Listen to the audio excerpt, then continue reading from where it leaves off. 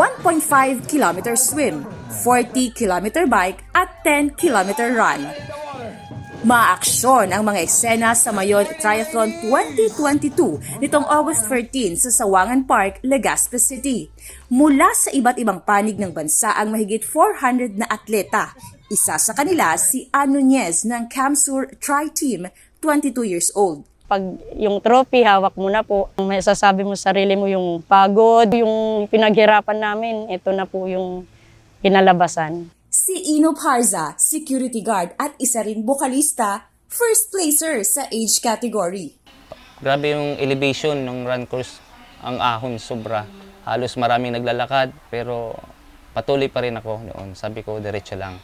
Maging ang dentista na si Joan Anyo, sumabak sa matinding labanan para sa kalusugan.